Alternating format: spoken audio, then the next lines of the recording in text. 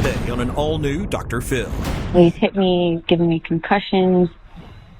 So you did punch her? Did she punch me? Where's that question to her? You don't put your hands on a woman in anger. Tell me what's funny about that. I am petrified that you're going to kill my daughter. Last night, you decided to trash a hotel room. If you want to walk out, then you can walk straight into the LAPD, my friend. Let's do it. Have a good show, everybody. Here we go. This is a safe place to talk about hard things. Stand by. We'll count you down. I'm trying to be an emotional compass and point you in the right direction. 5, 4. I am not giving up on you.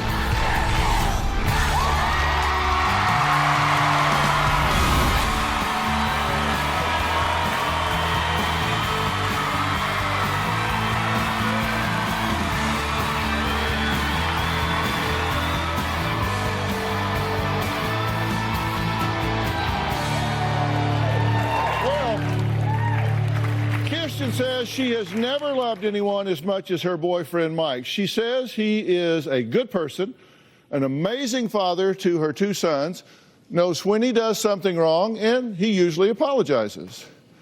But what exactly is he apologizing for? Well, Kirsten says Mike has slammed her face into the car radio, repeatedly punched her in the head, given her a concussion, several black eyes, busted lips, and a bloody ear. Now, even though Mike has been arrested for domestic battery, not once but twice, Kirsten refused to press charges against him. She says she would be devastated if she lost Mike and believes if they could just get past the immature, jealous nonsense, they could have a beautiful life together. Take a look. My boyfriend, Mike, is the love of my life. There's just one problem. We get into physically violent fights. He's hit me, pushed me, left bruises. He's given me concussions. When I was 6 months pregnant, he shoved me and ended up twisting my arm behind my back. I literally felt like he was going to break it. Hit me. Like, that's a problem. Last Valentine's Day, I was holding my son, and he just started punching me in the head. I dropped to the floor, cradling my 3-month-old. I had a gnarly knot on the side of my face, black eye. My earlobe was bleeding and welt on the back of my head. I did call the cops only because my friend's mother forced me to. We were going out to a friend's house. He slammed on his brakes, and he slammed my face into his dashboard so hard it actually broke the volume knob. If we can just stop the violence, that's it. The worst fight happened about 2 months ago. I can't tell you how many times he hit me. I ended up in the hospital. I had a concussion that lasted for over 3 weeks. The last incident was just a few weeks ago. He just decks me in the face. My face ended up hitting the concrete. I've been to the hospital 4 times because of Mike. I stay with Mike because I love him. I'm not just going to leave him. I want to make it work. Okay. You realize that you're in danger, though, right? Yes, I do. Okay. And you realize that you have 2 children. I do. And that you're their mother. Mm-hmm. And you have an obligation to protect their mother, right? Yes. So what do you say to yourself about that? Well, I know the obvious answer is to just get out. I know that it's just hard. I don't know. I love him, and I want to be there to help him get past this. Well, get past what? Because he tells a very different story here. He doesn't think there's anything he needs to get past. These are the allegations that you say of what's happened. March of 15, you say that he pushed you up the stairs into the garage door when you were 1 month pregnant. Well, it was actually 2 different events. In the house, he had pushed me up the stairs to make it to where I didn't leave the house. But once we made it out of the house, he then pushed me into the garage door. He twisted your arm behind your back when you were 6 months pregnant.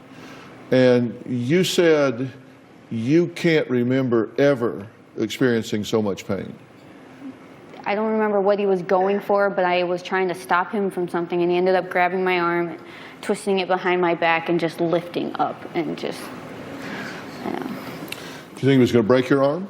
Absolutely. That was exactly what went through my head. Well, he says he's actually afraid of you, that you're in the military, that you have training, and that he's just a desk jockey. He just has a desk job all day, and that he's actually afraid you're going to kick his ass. I mean, I have fought him before. But lately, this hasn't happened.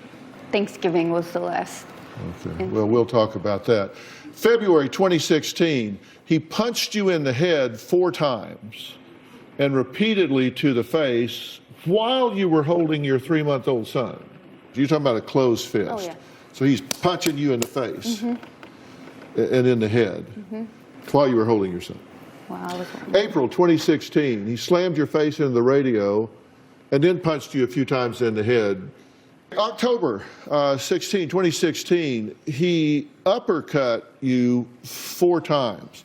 So you're talking about this way. So did he have a hold of you? Yeah, I believe he did. He had hit me pretty hard to where, like, I don't remember much, but I know, yeah, I'm pretty sure he did, but I don't remember. So he's uppercutting you 4 times. And then he hit you in the temple. And the police were called here, right? Yes.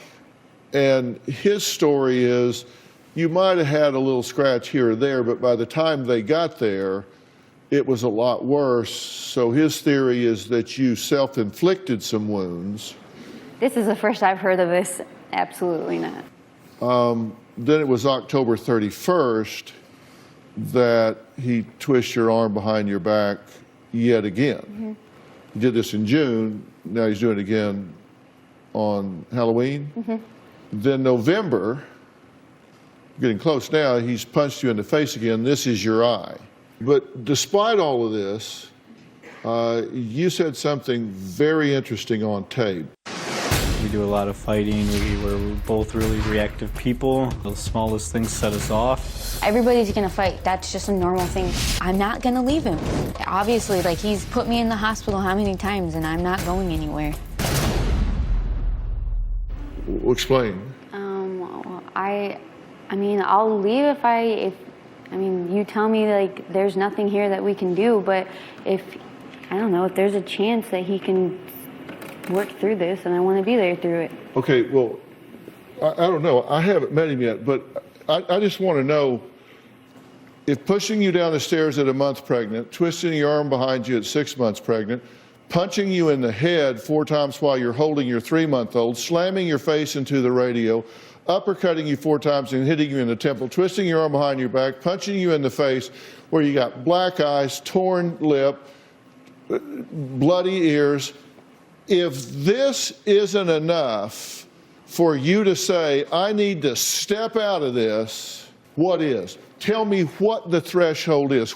I don't know where I would draw the line at. I don't know. This doesn't cross the line for you. It should, but it doesn't. It doesn't.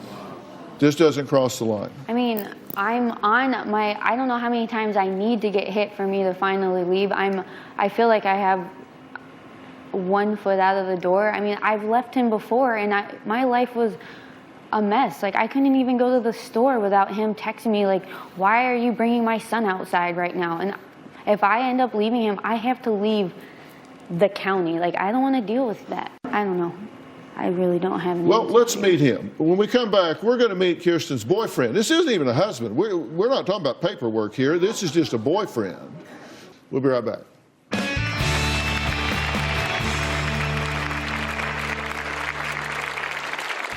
Kirsten has a bigger problem with anger than I do.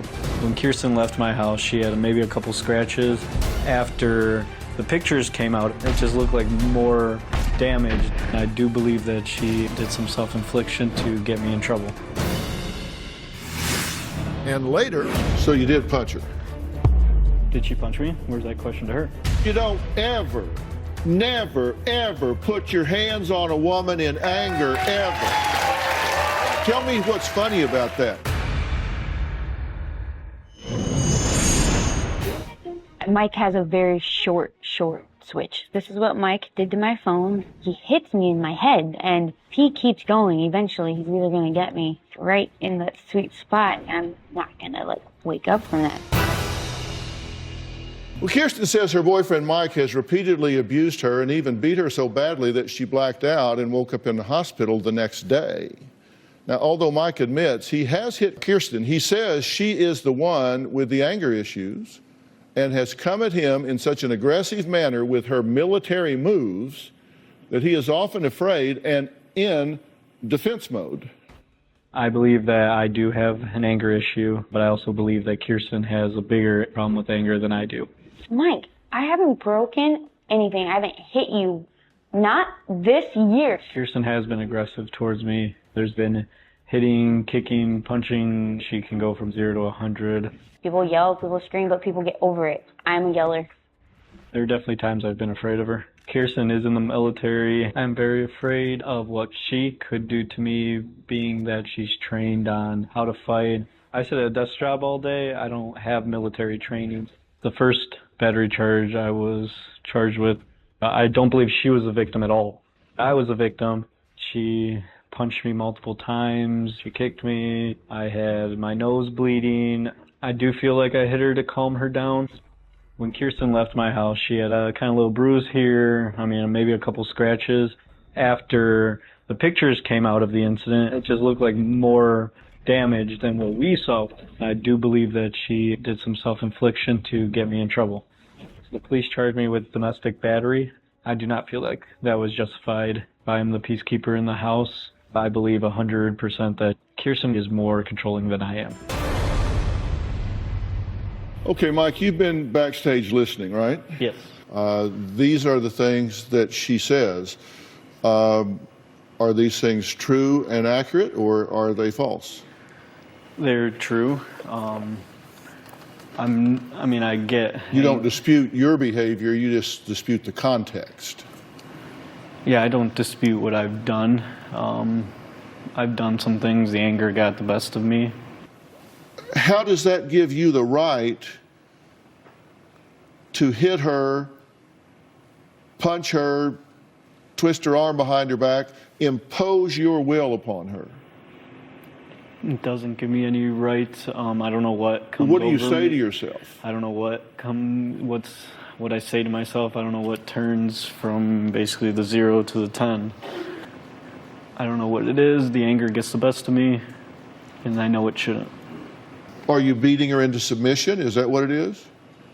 I don't know. I think when I did it one time, not saying this is right at all, but I noticed I got a reaction of there was no more talking back, there was no more yelling, there was no more doing things to me, to where then when I did that, then things got quiet and I could actually talk. Not saying that's, again, not saying it's right at all. Oh, so you did beat her into submission. I mean, we're just calling a spade here. You did beat her into submission and she shut up.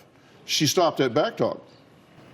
Well, Mike says his domestic battery charge in February 2016 was not his fault. Why is that?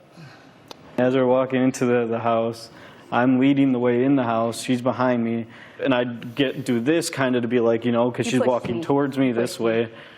You shoved me. Then she basically just straight up went and attacked, and she was punching me everywhere. I should have brought my pictures in. I didn't know we were doing that. Pictures. I had cuts all inside my lip. My nose was all bleeding. I had scratches on my neck, on my chest.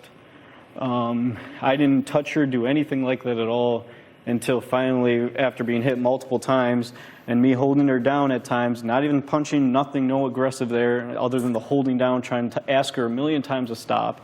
She wouldn't stop. You punched me in the head while I was holding our son. He was in the car seat on the floor. He wasn't in the car seat. Okay. Go read the police report. Everything. Well, let's read the police report. Kirsten stated arrived at Michael's house. Michael and her started to argue with one another. Michael shoved her as she walked by, punched her in the side of the face with a closed fist. She started to hit him back in order to defend herself. Michael threw her down and punched her a couple of times in the face.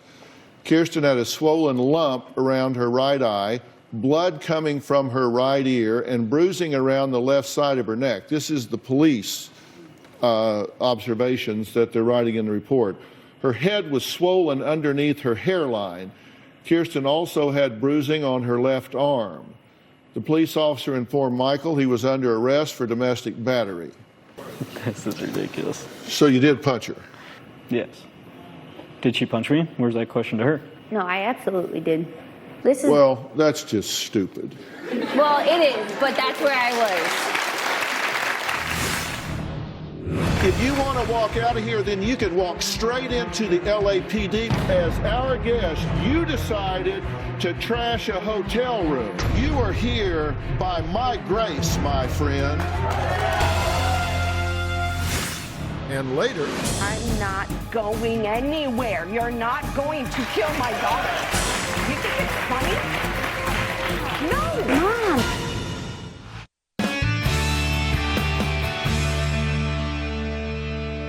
these are Michael's allegations. He says that she attacked with football moves and tackles and punched, kicked in the face, had a chair that was swung at him from across the room.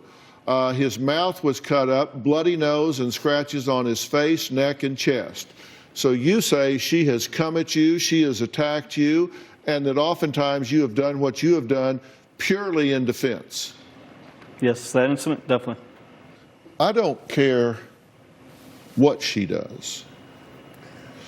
If she starts punching you, then you turn around and walk away. If she starts following you, then you walk faster. If she starts chasing you, then you outrun her. If you have to, you get behind the door. But you don't ever, never, ever put your hands on a woman in anger, ever.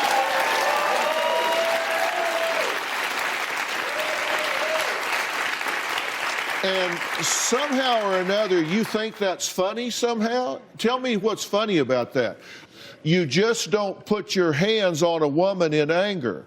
And anybody that does is a chicken coward. No, you're not done. No, let me tell you. I'm done. Okay, let me tell you something. Let me tell you something. If you want to be done, if you want to walk out of here, then you can walk straight into the LAPD, my friend. Because, and let me tell you something. Because last night in our hotel, as our guest, you decided to trash a hotel room. And in that hotel room, you created vandalism of personal property. And let me tell you what that amounts to, okay? So you want to get all self-righteous with me, buddy boy. You smashed the thermostat, you smashed the glasses, you tore up the lamp, and every person who maliciously commits any of the following acts with respect to any real or personal property not his or her own, in cases other than those specified by state law, is guilty of vandalism. And that person faces up to a year in prison and a $10,000 fine. So you are here by my grace, my friend.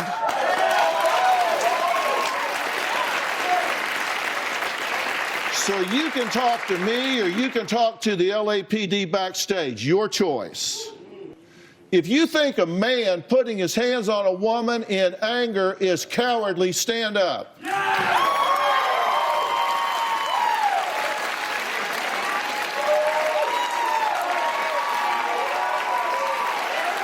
Okay. What I want you to do, look at me. You cannot change what you don't acknowledge. And let me tell you why people do what you do. People resort to physical violence when they run out of socially acceptable ways to express themselves. And so out of frustration, you lash out. If you will calm down and stop doing that, then you can say, you know what? I'm going to stop going over the top and we're going to start dealing with the relationship issues here. Is she a provoker? She may be. She may be poking you with a stick to get you to do everything you do. I don't know. But because you do the things you do, it overshadows everything she does, and she gets a free pass. You're your own worst enemy here. I have a question for him, and if he will answer this honestly, we may actually take a step forward. I have a pivotal question for this young man when we come back.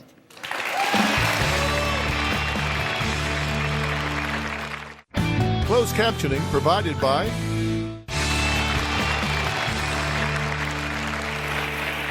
I'm back with Kirsten and Mike, and we're talking about what is a very volatile, what is a very physically dangerous relationship. You know, you two could be in a fight, you could punch her, she could fall backwards and hit her head on the corner of a table, and you could spend the rest of your life in the penitentiary for involuntary manslaughter.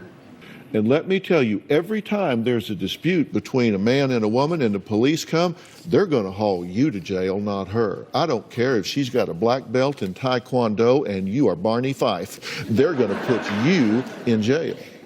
That's just the truth of the matter. You know that, right? You've seen it happen. Mm-hmm.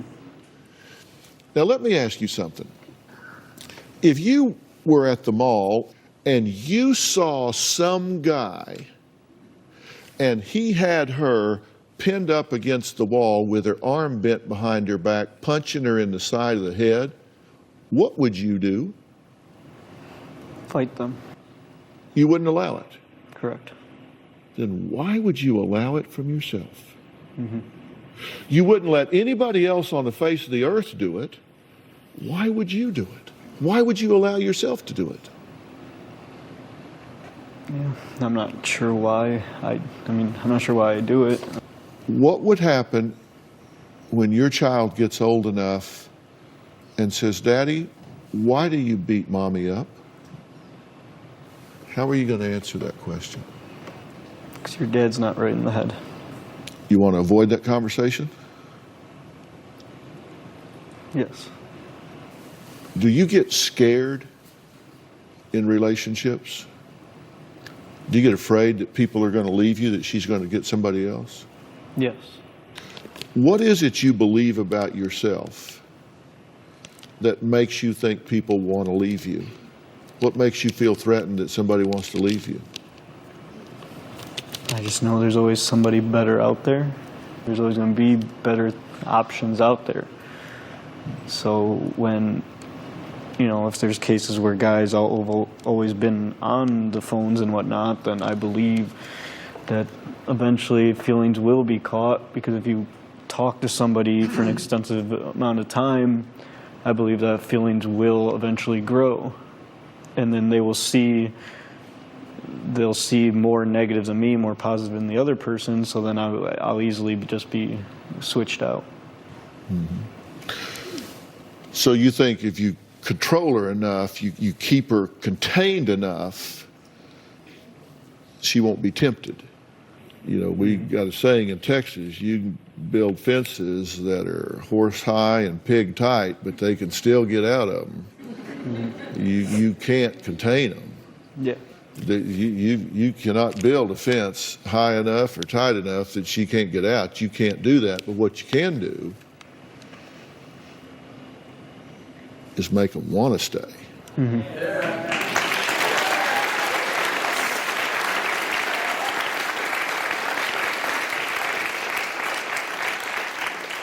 It's the good that makes me stay. He's a great dad and he's a great teammate, and we do really well together. So it's been going pretty well since, last night. Right, well.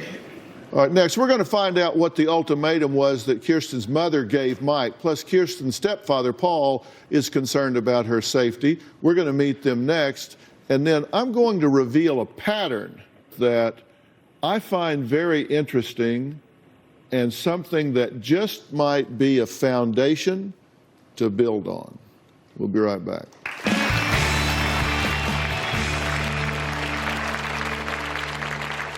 I cannot stand Mike. He has this ugly monster inside of him. I gave Mike an ultimatum. He either comes and does the Dr. Phil show, or I am turning him in. Closed captioning provided by... I feel like my mom has asserted herself too much in the relationship that I have with Mike. My mom is very controlling. Renee will only see her daughter's side. She will never look at my side of the story. I'm not giving up on Mike, and I need her to understand that. I need her to back off. Kirsten says Mike and her mother Renee hate each other, and he wants Kirsten to cut her off. But Renee says she's just trying to save her daughter, whom she has seen multiple times with a bloody face full of bruises and cuts. She says Kirsten even called her 15 times from the hospital after she woke up from Mike beating her unconscious. I cannot stand Mike. He has this ugly monster inside of him. Mike has beaten my daughter, kicked my daughter. He's hurt her to where she can't be a mom. The last time that Mike sent Kirsten to the hospital, she called my phone at least 15 times, telling me Mike hit her again. It's killing me to see what Mike's doing to my daughter. I want Mike to feel everything that Kirsten has felt, every punch, every arm behind the back, face in the ground. I want him to feel what she feels, and then some. About 2 weeks ago, not only did she have a black eye, but she had a really deep bruise right here. I just flipped out. I just said, you know what, new rules. I gave Mike an ultimatum. He either comes and does the Dr. Phil show, or I am turning him in. First time he ever laid his hands on her, I should have went over there and beat him so he wouldn't be able to do it again. I regret not doing this. I want Kirsten to leave Mike. There isn't a minute that man has taken accountability for what he's done. My biggest fear is that Mike is going to kill her. Okay, I'm glad that you two are here. What would you add to what's being said so far? They are not understanding how serious this is, and that if she's going to end up dying, because he focuses on her head and her face, punching and kicking repeatedly. And I don't want him to kill my daughter. I'm now not allowed to see my grandson. She doesn't want to have anything to do with me because I'm not going anywhere. You're not going to kill my daughter. It's not funny. You think it's funny? No. That's the grin. The grin. Every time you talk to him about this, he just sits there and smiles. He doesn't take any ownership for it. And then to hear that she's controlling, how are you controlling? We're the one picking up the pieces every time you beat her face in. I would like to know how we got a piece of glass from your hotel room in our hotel room. Did he hit you over the head by chance? No. Then how did it get there? We had Kirsten. We had a piece of glass in our part after he left. That, but you always take everything. Oh my God, no. How am I supposed to act when you, if you don't keep your damn hands off my daughter, are gonna kill her? You have all the right to act. How do you want me to act when I am petrified that you're gonna kill her? The exact way you are. We have to fix this. Yeah. There are some patterns in this relationship that I want to point out here just real quick. You know, they started dating in November of 2014. Then she gets pregnant in 2015, but now in March, I've got green for jealousy here. Okay. And that's where Kirsten's upset because Mike's ex-girlfriend calls. He pushed her up the stairs. That starts happening. Then this is where Mike pushed her into the garage door and immediately apologized. Okay, so he does it, but then he apologizes. Then they move in together. Then here, this is something that is very different. This is where he twists her arm behind her back. She cries out in pain. Mike says, let's stop. Just let's stop.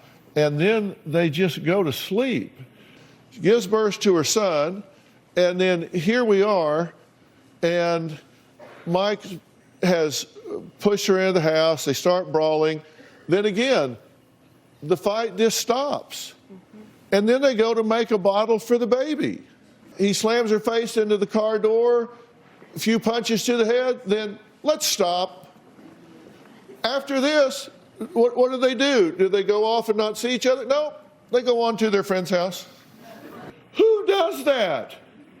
Who slams somebody's head into the car radio then punches them a few times and then says, all right, that's enough. They just go on to their friend's house. Let's have fondue. Right. Well, really? That's insane at one level and actually encouraging at another, in that you do have the ability to say, stop. We'll be right back.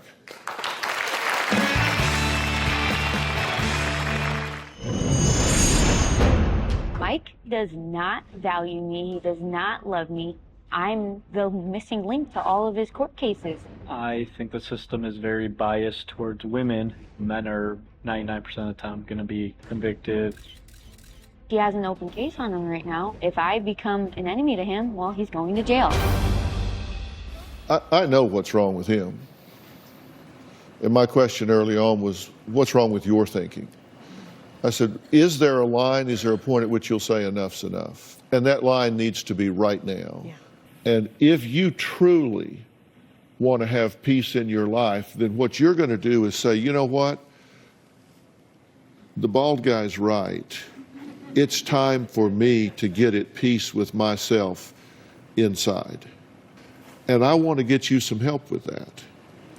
Not some check the box anger management, but get you some genuine professional help that will help you resolve what is eating away at you inside, that will help you resolve what you need to resolve in order to be a responsible father and a responsible co-parent, whether you two wind up getting married, living together, or just co-parenting this child. You owe it to yourself, you owe it to your child, and you owe it to the mother of your child. If I make those arrangements for you, will you participate in that? Yes. And I mean, really take that opportunity. And at some point in that, not in the very distant future, then the two of you would participate in that together. But it begins with you. And the same thing with you. There's something not right in your thinking that makes some things okay with you that shouldn't be okay. But you need to resolve that you have been hit for the last time in your life.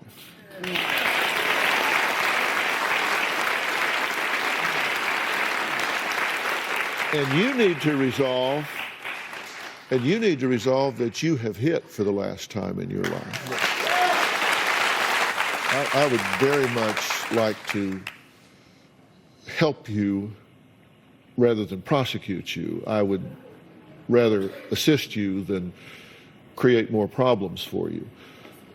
And I want to start with something that is very intense before you get into your individual counseling. And On-Site is a place that we use a lot. On-Site is a worldwide leader in intensive workshops and treatment that specializes in emotional trauma and mental health issues. And they put together custom workshops for people that are in traumatic relationships. And I'm going to make available to both of you the opportunity to go there and intensely hit the reset button on your lives and on this dysfunctional relationship, and then follow that up with ongoing treatment and help. And let's see if we can change this in a dramatic way for both of you. Fair enough? Can we do that? Okay? Can we do that? All right, fair enough. When it comes to your health, knowledge is power. So we're busting some medical myths and answering the questions you need to know after the break.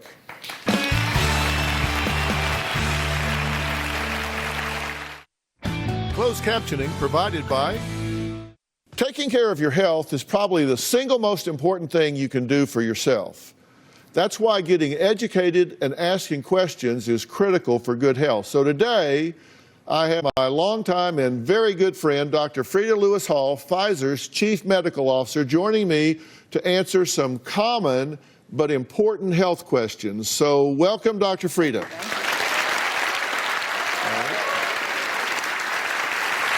so our first question is from Marie. What's your question? Anytime someone gets sick at the office, I get really anxious that I will catch it. Can I actually worry myself sick? Okay, don't you guys wonder about that? When somebody's contagious and when they're not? But talk to us about the medical side of this and the contagion and everything that goes with that. Yeah, there's some really important things to know. First of all, the difference between a cold and the flu in terms of how they are contagious. So if you have a cold, right, the days that you're most contagious are the first few days that you have symptoms. After about a week, the risk of spreading it goes down. Now, how does a cold spread? It can spread person to person. It can spread by touching a surface that's been contaminated, or it can spread when someone coughs or sneezes viral infected droplets out into the air. Yeah, but how do you know if somebody's come along and touched stuff, they get up and leave and it's contaminated? Well, you have to assume that people have come through and have touched things. So we need to be germphobes, okay. Well, no, you don't. No, but you do need to be careful, and some of the things that you do to prevent being infected, you should do all the time. We don't know who's sick and who's not. What can we do to protect ourselves? Yeah, so let me tell you something else that I think is really important, though, and that's the difference between the cold and the flu in terms of how you can be infected. So with the flu, you can actually infect someone a day before the symptoms hit you. So you don't even know you're sick, and you can infect people. And then the ability to infect them usually lasts about a week after you've become ill. And the flu is spread in much the same way, but predominantly through virus that's been coughed or sneezed out into the air. So now how do you protect yourself? Yeah. So first of all, you can protect others if you know that you're sick. Do your best and try and stay home, because that's the thing that can really protect others. And if you have the flu, try to stay home at least 24 hours after your fever is gone without using a fever reducer. The second thing is cough and sneeze into a tissue. And then wash your hands thoroughly and frequently with soap and water or with an alcohol-based hand sanitizer. And of course, don't forget to talk to your doctor or your pharmacist about a flu shot, and make sure that you and your family are up to date on your immunizations. Thanks for your question. Thank you. It's a great question. All right. Next, we have an email from Simone in Los Angeles. She writes, I just turned 50 and my doctor recommended I have a colonoscopy. What is it and should I be nervous? I'll just throw this straight to you. Yeah. Well, don't be nervous, and thanks for asking the question. Colonoscopy is a screening test that can actually find and prevent the development of colorectal cancer. It can save your life. 50 is the age at which it's advised to take the test for the first time unless you're at risk for developing colorectal cancer. So the day before you go for a colonoscopy, you'll end up, as a part of the preparation, taking a very strong laxative that's meant to clean out your colon. The procedure itself is only about 30 minutes, and you're usually medicated, so you sleep through it. And what happens during the actual colonoscopy is your doctor takes a flexible tube that has a light and a camera on it called a colonoscope, and that is inserted into your colon.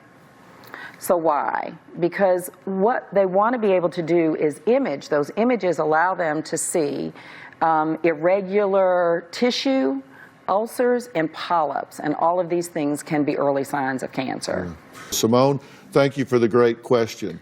Okay, we've got a videotape question from Amy in Chicago. So let's look at this. It's about caring for her baby. As a new mom, I'm sleep deprived and worry about every little thing since I've never done this before. One big concern I do have is, what's the best way to take my infant's temperature? And at what temperature should I take him to the doctor? It's age specific, right? It is. So for babies under 3 or young people under 3 years old, you want to take a rectal temperature. That'll give you the best reading. Make sure you read the instructions on the thermometer, how to insert it, how to read it, how to clean it.